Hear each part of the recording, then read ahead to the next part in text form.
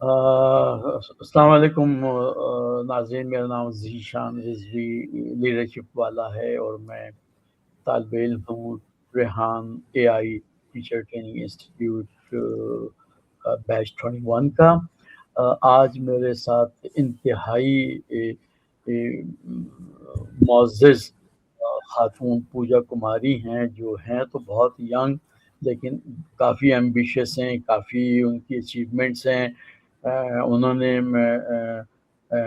लिसानियात में एप्लाइड लिसानियात में ग्रेजुएशन की है और इस वक्त उनकी एआई में आर्टिफिशियल इंटेलिजेंस में काफ़ी दिलचस्पी है।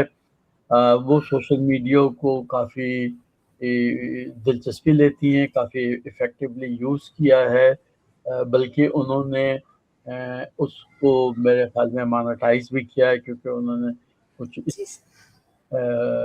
अर्निंग भी की है, यानी कि इसको पैसे भी कमाने का अपना ज़रिया बनाया, जो कि बेहतरीन बात है।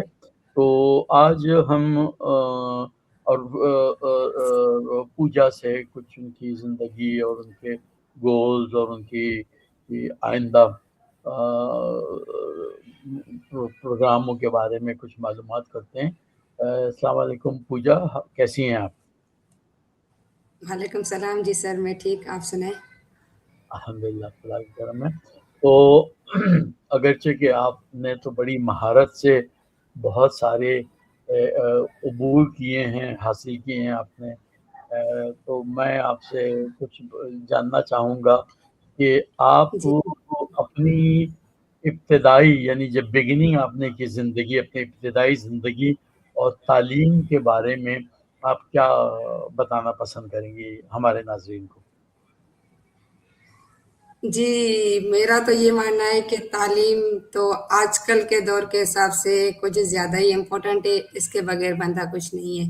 मैंने जो तालीम हासिल की है, मैंने वर्चुअल यूनिवर्सिटी हैदराबाद से बीएससी की है अप्लाइड लिंग्विस्टिक में और वहाँ सिस्टम पूरा ऑनलाइन था, जहाँ से मुझे बहुत कुछ सीखने को मिला। इवन कि जब मैंने वर्चुअल यूनिवर्सिटी में एडमिशन लिया था, काफ़ी लोगों ने मुझे डीमोटिवेट किया कि ये इंस्टीट्यूट ऑनलाइन है, घर बैठकर आप नहीं पढ़ सकती, फिज़िकल की बात अलग होती है। लेकिन मैंने अपनी पढ़ाई पे फ़ोकस किया। इवन कि जब मैंने वर्चुअल यूनिवर्सिटी में एडमिशन ली थी, मुझे लैपटॉप तक भी चलाना नहीं आता था। मुझे मतलब एक फ़ोल्डर से दूसरे फ़ोल्डर में कॉपी पेस्ट भी इमेजेस वगैरह नहीं करनी आती थी।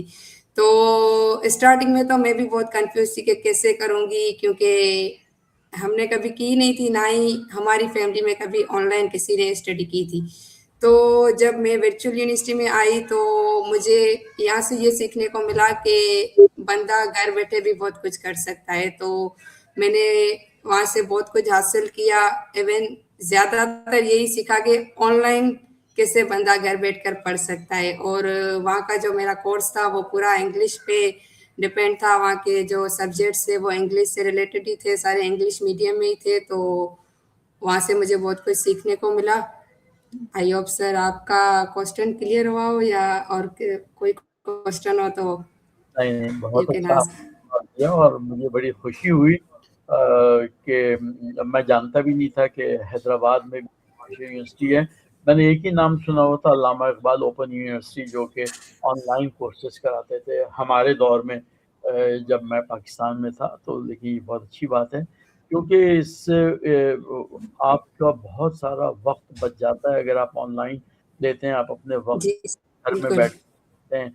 आप जो कम्यूट करते हैं सफ़र में, आपके ख़राजात भी बचते हैं, वक़्त भी बचता है और घर में पढ़ते हुए आप अपने बहुत सारे छोटे-मोटे कामों की भी निगरानी कर सकते हैं। मसलन अगर आपने चाय जी बना सर, ये जो ऑनलाइन एजुकेशन या जो भी ऑनलाइन है, ये ख़ास करके हम ख़वातीन के लिए तो बहुत ही अच्छी अपॉर्च्युनिटी है, क्योंकि काफ़ी घरों में ऐसा होता है ख़वातीन को एक्सेप्ट नहीं किया जाता कि वो घर से बाहर जाएँ, या रिस्ट्रिक्शन होती हैं, जैसे मुझे भी होती थी, कन्वेंस का इश्यू होता था।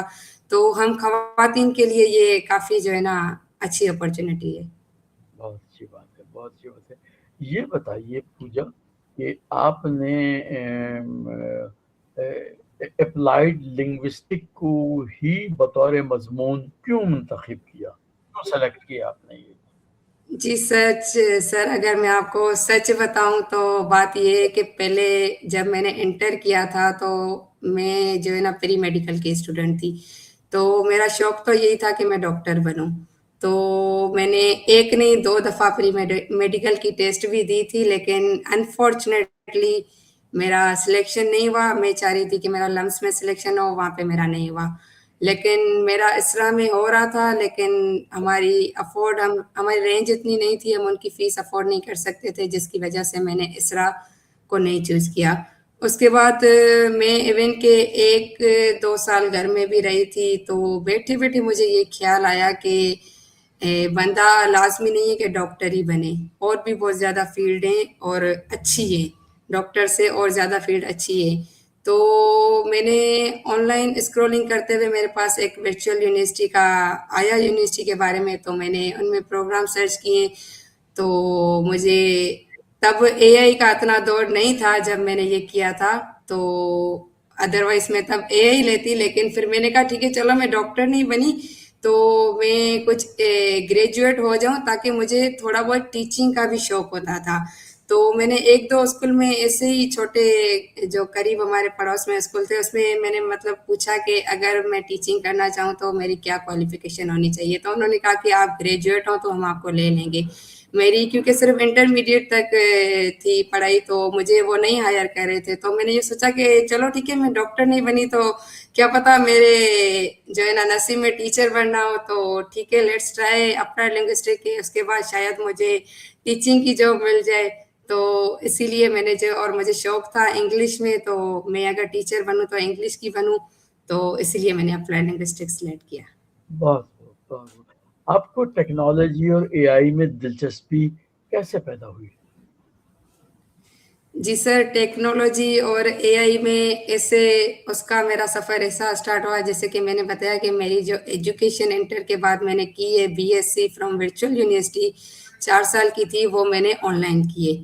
तो बंदा जब ऑनलाइन चीज़ों को एक्सप्लोर करता है तो उनके सामने बहुत ज़्यादा चीज़ें आगे आती है। तो जैसे मैं स्क्रॉलिंग करती गई तो मुझे एक फेसबुक पे उमेर टिकटॉक वाला का नाम नज़र आया। उनकी प्रोफाइल शायद आपने सुना है या नहीं सुना, आई डोंट नो। लेकिन मुझे उस शख्सियत के बारे में पता चला, तो मैं और मेरे हस्बैंड माशाल्लाह से, वो भी ई कॉमर्स में, वो भी ऑनलाइन फील्ड से ताल्लुक़ रखते हैं। तो मैंने उनके साथ डिस्कस किया कि ये उमेर टिकटॉक वाला है और टिकटॉक का कोर्स कराते हैं क्रिएटर रिवार्ड का, तो क्या हमें इसको ज्वाइन करना चाहिए। घर बैठे ही वो ऑनलाइन क्लासेस देते थे, और ये एक समझो ज़रिया था कि इससे हम ऑनलाइन अर्निंग भी कर सकते हैं।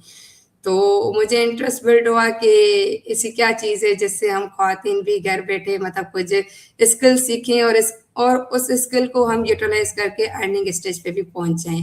तो वहाँ से मेरा सफ़र स्टार्ट हुआ एआई का। तो मैंने सर उमेर का कोर्स ज्वाइन किया, जो कि 3 मंथ का था।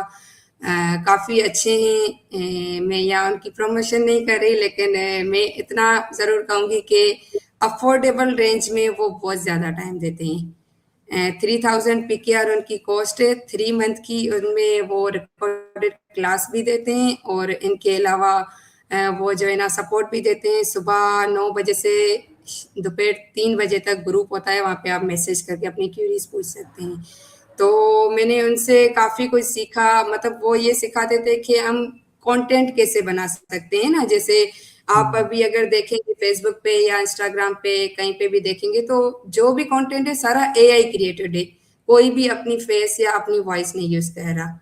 मतलब कंटेंट एआई शो करा के वो वहां से अर्निंग कर रहा है। तो बेसिकली हमारा कोर्स पूरा इसी पे ही था। तो उन्होंने हमें एआई कंटेंट क्रिएशन सिखाया। मैं रेहान स्कूल में तो अभी आई हूँ, लेकिन शुक्र है मेरा कि मैंने जो है ना चैट जीपीटी और इसके अलावा बाकी कैनवा और इमेज टूल्स और वॉइस जनरेशन टूल, ये मैंने पहले से यूज किए हुए थे। तो वेरी ये सब कुछ मैंने जो है ना सर उमेर से सीखा था। वेरी गुड, एक्सीलेंट, बेहतरीन। ये बताइए कि ऑनलाइन अर्निंग के सफ़र में सबसे पहला तजुर्बा क्या था आपका? जब आपने जी सर, सबसे पहला तजुर्बा जो मेरी सर आपकी वॉइस थोड़ी स्टक हो अच्छा, गई नहीं थी, मैं तो वही काइंडली आप दोबारा अपना जी, जी। क्वेश्चन रिपीट करें। मैं ये पूछ रहा था कि जो जब आपने ऑनलाइन अर्निंग शुरू की, कमाना शुरू किया, तो उस सफ़र में सबसे पहला तजुर्बा आपका क्या था? सर जो मेरा पहला तजुर्बा था, असल में जो हम सर उमेर से सीखे थे, वो सीखे थे हम क्रिएटर रिवार्ड प्रोग्राम, ठीक है ना? उसमें ये होता था कि हमें जो है ना मोनेटाइजेशन क्राइटेरिया कंप्लीट करना होता था। उसमें मतलब हमें 10,000 फॉलोवर्स कंप्लीट करने होते हैं और जो है ना 1 lakh views with in 28 days में हमें कंप्लीट करने होते थे। लेकिन इसके साथ साथ में सर उमेर से सीखती गई, इसके साथ साथ एक और भी मेरी जिंदगी में समझे कि फरिश्ता बनकर आए थे, जिनसे मैंने पता नहीं कैसे कांटेक्ट किया, मुझे याद नहीं है, लेकिन कांटेक्ट किया और उन्होंने मुझे फ्री में एक और भी चीज सिखाई थी जिसका नाम है गेमिंग इंसेंटिव प्रोग्राम। ओके, आपने सुना है या नहीं सुना, वो भी एक टिकटॉक का ही मतलब अर्निंग वे है। तो अ, उन्होंने मुझे फ्री में सिखाया कि ये कैसे पूजा, ये कैसे चीज़ें की जाती है। तो जैसे जैसे वो मुझे इंस्ट्रक्शन देते गए मैंने वैसे किया। तो जब मैंने उसी को फॉलो करते हुए जब मेरा पहला डॉलर बना, जब मेरा पहला डॉलर बना एंड सर आपको भी पता होगा कि एक ख्वातीन के लिए जब वो पहला डॉलर भी बना लेती है तो उसके लिए ये एक मतलब बहुत बड़ी बात होती है। तो जब मेरा पहला डॉलर बना गेमिंग इंसेंटिव से, अभी मेरे हाथ में नहीं आया था, सिर्फ वहां पे ऑनलाइन शो हो रहा था कि यू हैव मेड $1, ठीक है ना? तो मैं बहुत ही खुश हुई, मैंने सर को बहुत थैंक यू किया। तो सर ने कहा कि ये आपका पहला डॉलर बना है, आप ऐसे ही अपने काम को कंटिन्यू रखो और जो है ना ऐसे ऐसे आपकी अर्निंग होती जाएगी। तो मैंने 3 अकाउंट्स पे काम किया। जैसे बंदे का एक जगह से मतलब बन जाती है ना, तो वो चाहता है, उसको ज्यादा लालच होती है, वो चाहता है कि मैं और भी काम करूं और भी जो है ना मैं करूं। तो मैंने इसी लालच में 3 अकाउंट्स क्रिएट किए और उन 3 पे मैं काम कर रही थी। तो क्योंकि मेरे पास और भी बर्डन था, मैं सरोमेर से क्रिएटर रिवार्ड प्रोग्राम भी सीख रही थी, तो मैंने श्योर से ये डिस्कस किया कि मैं जो है ना सारी चीज़ें साथ में हैंडल नहीं कर पा रही। अब मैंने पैसों का जो कोर्स लिया हुआ है उसकी भी तो मुझे कदर करनी थी, मुझे वो भी सीखना था। तो मैं इस पे जहाँ से अर्निंग हो रही है सिर्फ इसी को ही मुझे नहीं काम चलाना। तो उन्होंने मुझे मशवरा किया कि हमारी फैमिलीज में मतलब हमारे रिलेटेड कुछ हैं, मतलब मेरी सास की देवरानी की पोतियां, तो वो मतलब वो भी इसी तलाश में थी कि हमें कोई काम दे और हम अर्निंग स्टेज पे आए। तो मेरे शोहर ने मुझे ये गाइड किया कि आप जो है ना उनको काम सिखाओ और उनको जो है ना अपने अकाउंट्स दो, आपका भी भला हो जाएगा, आपके अकाउंट्स भी रन हो जाएंगे और उनका भी काम हो जाएगा। तो मैंने एक बंदी को हायर किया, अपनी रिलेटिव्स ही है, तो उनको मैंने अकाउंट्स दिए, तो उन्होंने रन किए। तो हम दोनों ने आपस में ये डिस्कस किया कि मतलब गाइडेंस मेरी होगी, काम आपका होगा, इंस्ट्रक्शन आप मेरी फॉलो करेंगी, फिर हमें 50-50 मिलेगा। तो इस तरह से मेरा अर्निंग का तजर्बा स्टार्ट हुआ। तो ऐसे मैंने गेमिंग इंसेंटिव को मतलब एक साइड किया ताकि मैं जो है ना टिकटॉक क्रिएटर रिवार्ड को जो है ना साथ लेके चलूं। तो ऐसे मेरी मतलब लर्निंग अर्निंग भी साथ साथ होती गई और मैं टिकटॉक वाला का कोर्स भी जो लर्निंग का था वो भी करती रही। वाह! ये बताइए कि फ़ेसबुक, टिकटॉक और यूट्यूब में आपके लिए सबसे मौसर प्लेटफ़ॉर्म कौन-सा था? यानी सबसे बेहतर प्लेटफ़ॉर्म इन तीनों में से आपने किसको समझा और क्यों समझा? सर अभी तक तो मेरे लिए टिकटॉक ही रहा है, क्योंकि मैंने अभी तक प्रैक्टिकली जो काम मैंने सीखा ना उसको मैंने प्रैक्टिकली भी टिकटॉक पे ही किया है और मुझे रिजल्ट भी टिकटॉक से ही मिले हैं। क्योंकि मैंने फेसबुक का भी कोर्स किया था बाद में सर, मैं टिकटॉक वाला नहीं हमें दिया था कोर्स, लेकिन कुछ मसरूफियात की वजह से मैं उनको ज़्यादा टाइम ना दे सकी। तो मैंने समझे कि उसको बीच में ही छोड़ दिया, मतलब कोर्स ही आधा देखा या देखा पूरा, लेकिन मैंने प्रैक्टिकली नहीं किया। एंड बंदा जब प्रैक्टिकली नहीं करता तो उसको नहीं आता, भले वो 3-4 बार सुन ले इस चीज को। मैंने लेक्चर सुने लेकिन मुझे प्रैक्टिकल करने के लिए टाइम नहीं मिला। तो मैंने ये सोचा कि बंदा एक ही चीज पे फोकस करे, बजाय के 3-4 चीजों पे हम फोकस करें। इससे अच्छा है कि हम एक ही चीज पे फोकस करके हम अपनी टीम बनाएं और मल्टीपल अकाउंट्स हम मतलब काम करें, जिससे हमें रिजल्ट मिल रहा है, जाहिर बात है बंदा वहीं पे ही भागेगा।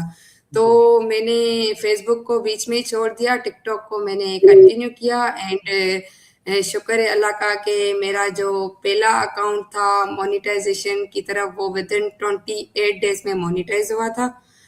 वाह। और उसके जी उसमें ये होता था कि हमने व्यूज ऑर्गेनिकली गेन करने ही, तो मैंने व्यूज जो है वो ऑर्गेनिकली गेन किए थे 28 डेज में। और इसके अलावा जो है ना, जो फॉलोवर्स है अगर आपके नहीं हो रहे तो आप भले बाय भी कर सकती हैं। तो मैंने फॉलोवर्स बाय किए थे, बाकी व्यूज जो है ना खुद लिए थे। लेकिन अनफॉर्चुनेटली उस अकाउंट से मेरी अर्निंग नहीं हुई, क्योंकि वो मेरा पहला अकाउंट था। वहां से मैं जस्ट एज अ लर्निंग कर रही थी, मुझे नहीं पता था कि निश चेंज करने से मतलब पूरी मेरी ऑडियंस ही चेंज हो जाएगी और फिर टारगेट ऑडियंस भी नहीं आ रही थी, तो जिसकी वजह से मैंने वो अकाउंट सेल कर दिया। फिर भी मैं कहूँगी मैंने वहां से अर्न किया। मैंने वो अकाउंट 5,000 का सेल किया था, तो जिसकी वजह से मुझे थोड़ा बहुत अर्न हुआ। उसके बाद मैंने दूसरे अकाउंट पे मूव किया और वो भी मेरा मोनिटाइज है, और अब मैं इस पे वर्क कर रही हूँ, देखती हूँ कि क्या होता है। मतलब अभी सर मैं आपको बताऊँ तो मेरी अर्निंग सोर्स दो हैं, एक गेमिंग इंसेंटिव और एक क्रिएटर रिवार्ड, दोनों टिकटॉक की ही हैं। एक ज़िमनी सवाल आ गया, आपने लफ्ज़ 5,000 इस्तेमाल किया, ये भी बताइए $5,000 थे या ₹5,000 थे? सर वो 5,000 पाकिस्तानी थे, क्योंकि अकाउंट सेल जो हम करते हैं, वैसे तो जो टिकटॉक से अर्निंग होती है वो यूरो करेंसी में आती है, डॉलर्स में आती है। लेकिन मैंने चूंकि अकाउंट सेल किया था और सेल हम पाकिस्तानी बंदों से करते हैं, तो वो पीकेआर नहीं देते। Okay, okay. क्योंकि मेरा ज़ाती तौर पर टिकटॉक का बिल्कुल भी कोई तजुर्बा नहीं है। मैं फ़ेसबुक और यूट्यूब को ज़रूर यूज़ करता रहा हूँ पास्ट में, लेकिन वो नहीं सर, मैं आपको ये रिकमेंड करूंगी, अगर आपके पास टाइम हो तो आप सर उमेर टिकटॉक वाला का आप बेशक कोर्स भले ना लें, लेकिन फेसबुक पे और यूट्यूब पे वो लाइव भी आते हैं और काफी अच्छी अच्छी चीजें बताते हैं। टिकटॉक के हवाले से, फेसबुक के हवाले से भी बताते हैं। मेरी बेगम को बहुत शौक है टिकटॉक का, वो उस पे लगी रहती हैं और शायद कोई गेम भी मोनेटाइज कोई नहीं है क्या, लेकिन कोई गेम भी कोई खेलती रहती हैं, कुछ कार्ड्स का सा गेम है, कोई ऊपर नीचे करते रहती हैं, आई डोंट नो। बहरहाल उन्होंने देखिए जरूर। सर, इसमें ऐसे नहीं होता कि हमने बस वीडियो डाल देनी है जो मन करे। इसमें असल में ऐसे होता है कि हमें जो फॉरेन की, ज्यादातर यूएसए या यूके की ऑडियंस होती है ना, उनको टारगेट करना होता है। तो क्योंकि आपको पता है कि प्रीमियम कंट्रीज से अगर व्यूज आएंगे तो उसकी अर्निंग ज्यादा होती है एज कम्पेयर टू पाकिस्तानी, 10 गुना ज्यादा होती है। तो हमें मतलब ये देखना होता है कि यूएसए की ऑडियंस कौन सा कंटेंट देखना चाह रही है, या कौन सा कंटेंट अभी, कौन सी निश जो है ना अभी मतलब जैसे होती है ना ट्रेंडिंग पे जाती है कोई निश। तो मैंने जो पहला अपना अकाउंट मोनेटाइज किया था, वो मैंने ट्रेंडिंग निश को ही पकड़ा था। वीडियो बनाना काफी इजी थी, 8-8 सेकंड की मैं वीडियो बनाती थी और मैं पोस्ट कर देती थी और मेरा अकाउंट मोनेटाइज हो गया। Very good, very good. चलिए, तो बहुत अच्छी बात आपने बताई है। ये बताइए कि आपको सोशल मीडिया पे काम करते हुए किन चैलेंजेस का सामना करना पड़ा, बहैसियत खातून या बहैसियत newcomer of this business? जी सर, स्टार्टिंग में देखा जाए तो काफ़ी चीज़ें चैलेंजिंग थी मेरे लिए। मेरे लिए इतना कि लैपटॉप पर 3-4 घंटे कंटिन्यूअस बैठना भी मेरे लिए मुश्किल होता था, आदत नहीं थी। तो पहले काफ़ी चैलेंजिंग था, मतलब मैं कहती थी, कभी कहती थी कि ऑनलाइन चलो ठीक है, ऑनलाइन है, अपॉर्चुनिटी अच्छी है हम ख्वातीन के लिए, लेकिन मैं कहती थी इससे फिजिकल ईजी है ऑनलाइन में। कभी मतलब कभी इंटरनेट का इशू हो जाता है, कभी मतलब जैसे हमें मतलब मैं काम करती हूँ लैपटॉप पे और मैं पोस्टिंग करती हूँ मोबाइल से, तो मुझे काफ़ी मुश्किल होती थी कि मैं कैसे ट्रांसफ़र करूँ, क्योंकि हम वीडियोस बनाते थे बड़ी बड़ी। स्टार्टिंग में मैंने 8 सेकंड की बनाई, उसके बाद मतलब टिकटॉक पे ये होता है कि हमें 1 मिनट प्लस वीडियो बनानी है और हमें अर्निंग भी उसी से ही होगी, शॉर्ट वीडियो से नहीं होगी। तो इतनी बड़ी फाइल्स जो है ना जीमेल्स पे तो नहीं होती ट्रांसफ़र, तो मुझे मतलब बहुत चिढ़ आती थी, मतलब जहाँ पे रुकावट आती थी ना तो मुझे बहुत चिढ़ आती थी कि बंदा ऐसा हो बस स्मूथली काम चल रहा हो और बंदा करता रहे। लेकिन मैंने फिर अपने माइंड को सेट किया कि ये जो मुश्किलात हैं वो भी ज़िंदगी का हिस्सा है। ज़ाहिर-सी बात है जो भी बंदा सक्सेसफुल बैठा है वो माँ के पेट से तो ही नहीं सीख के आया सब कुछ। हर किसी को चैलेंजेस तो आते हैं, तो हमें ज़ाहिर बात है चैलेंजेस को फेस करना पड़ता है। स्टार्टिंग में मुश्किल होती है, लेकिन जैसे ही आप हैबिचुअल हो जाते हैं, यूज़्ड टू हो जाते हैं, तो फिर आपके लिए कुछ भी मुश्किल नहीं है। जैसे अगर मैं मिसाल दूँ रेहान स्कूल के टास्क की, तो स्टार्टिंग में मेरे लिए काफ़ी चैलेंजिंग थे, क्योंकि मेरा जो ताल्लुक है, मैं सोशल मीडिया पे हूँ लेकिन फेस के साथ नहीं हूँ, अपनी वॉइस के साथ नहीं हूँ। मैं फेसलेस कंटेंट ही मतलब पोस्ट करती थी एआई। सो मेरे लिए पहले ये बहुत ज़्यादा चैलेंजिंग था। जब मेरा फर्स्ट इंटरव्यू था जो कि मैंने मिस नरगिस से किया था, तो मुझे बहुत मतलब घबराहट हो रही थी कि कैसे मैं मतलब सोशल मीडिया पे पोस्ट करूँगी। और इसके अलावा मुझे टेड टॉक रिव्यू भी काफ़ी फर्स्ट वाला काफ़ी मुश्किल लगा था। मैंने पूरी रात बैठकर, क्योंकि हमारा लिसनिंग पावर इतना अच्छा नहीं है, रेगुलर में हम इंग्लिश नहीं बोलते, तो ना ही हमारा लिसनिंग पावर इतना अच्छा है, ना ही हमारा स्पीकिंग पावर इतना अच्छा है इन इंग्लिश। सो स्टार्टिंग में मुझे रेहान स्कूल में भी काफ़ी चैलेंजेस आए थे, लेकिन अब शुक्र है अल्लाह का कि एक दफ़ा सुनती हूँ वीडियो या एक ही दफ़ा चैट जीटीपी के साथ सेशन कर लेती हूँ और अच्छा हो जाता है। तो स्टार्टिंग में मेरा कहना ये है कि चैलेंजेस तो सबको आते हैं, no doubt. Very good. TikTok creator program से आपने क्या सीखा? सर क्रिएटर रिवॉर्ड प्रोग्राम से मैंने पहले तो कंटेंट क्रिएशन सीखा, एडिटिंग सीखी, कैसे बंदा पहले स्क्रिप्ट निकलवाता है चैट जीटीपी से, कैसे उस स्क्रिप्ट से वॉइस निकलवानी होती है, जो कि हम ऐप यूज़ करते हैं 11 लैब, सॉरी ऐप नहीं टूल है 11 लैब्स। इसके अलावा हम फिर चैट जीटीपी को जो स्क्रिप्ट देती है चैट जीटीपी, हम उसको कहते हैं कि अब आप हमने वॉइस ओवर कर ली, अब आप हमें प्रॉम्प्ट्स जनरेट करके दें जो हम चैट जीपीटी या किसी और टूल को दें जो कि हमें इमेज जनरेट करके दे।